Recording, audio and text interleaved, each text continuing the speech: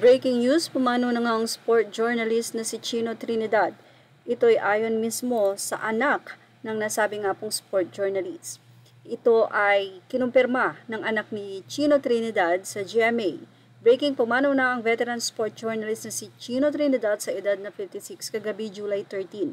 Ito'y ayon nga sa GMA News, kinumpirma ito sa kanila ng anak ni Chino at Flores Trinidad mula sa DZRH News. Marami nga ang nalulungkot sa pagpanaw ng napaka-active na sport journalist na si Chino Trinidad. Ayon nga sa kanila, another sad news to the sports industry. Commissioner and veteran sports broadcaster Chino Trinidad, may your soul rest in peace. Yan ang pahayag ng iba. Ang ilan naman ay nag-thank you. Anila, thank you Sir Chino for the good inspiration for the youth. Rest in peace Sir Manolo Chino Trinidad. At ang ilan naman, sinabing breaking news, Chino Trinidad, a veteran sport journalist, has passed away. He was 56. The unfortunate news was confirmed to GMA News Online by his daughter, Flores Trinidad. Yes, we are very sad to share the news of his passing last night, July 13, 2024. Flores said through SMS. Other details, including the cause of his death, have yet to be revealed. Trinidad previously worked with GMA Sports as a correspondent and sports analyst.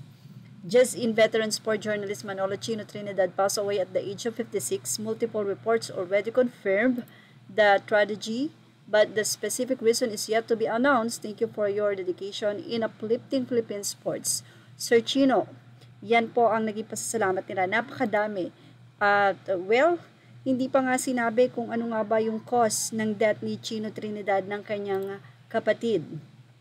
At marami nga po ang nalulungkot. Sabi nila, sobrang nakakalungkot na isa sa very active na sport journalist ang nawala dito sa ating showbiz industry. Isa si Chino Trinidad sa hinangaan ng mga netizen. Well, mula naman sa isang Facebook page mula sa PH Sports Avenue, sad news, veteran sport journalist and commentator Manolo Chino Trinidad has passed away at the age of 56.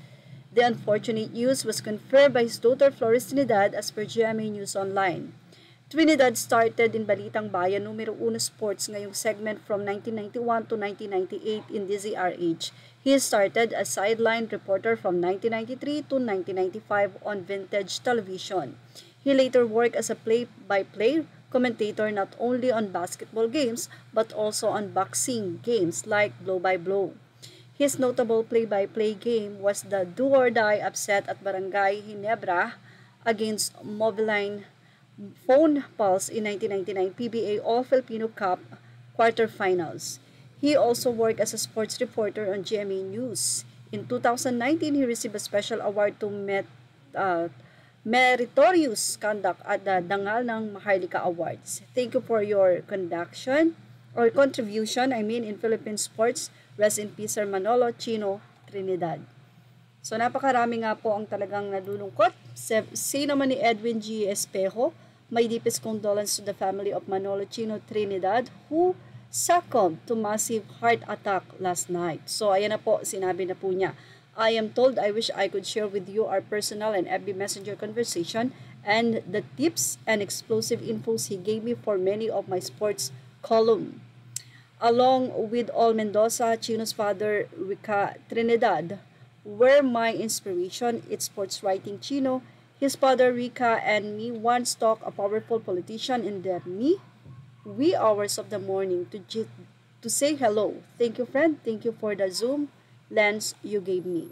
So, yan po. Ayon po sa kaibigan, ay heart attack ang dahilan ng cause of death ni Chino. Ibinibigay po natin ang buong pakikiramay at mahigpit na pagyakap sa buong Trinidad family. At yan ang ating showbiz snap update. Thank you for watching.